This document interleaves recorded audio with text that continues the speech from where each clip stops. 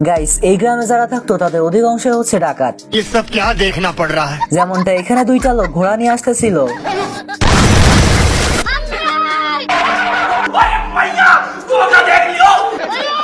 আর তখনই এক পাগলে ভাত পায় না, নতুন পাগলের আমদানি হয়। মানে এই দুইটা বলদ সে ডাকাতদের এলাকায় ডাকাতি করতে।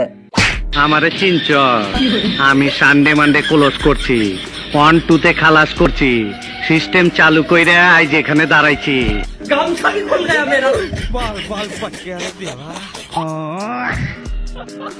এখন যেহেতু এখানকার সকলে এক একজন কুখ্যাত ডাকাত, এজন্য এই বলদের ভয় কেউই পায় না। जूस पिला दो मौसम्बी का।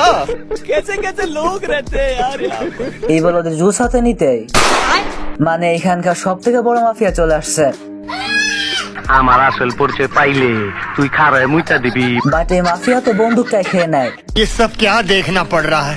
তুমি জানো না, আমি ইচ্ছা করলে তোমার চুলকানির মলম লাগাই দিবার পারি। আমার মাফ করে দে হুজুর।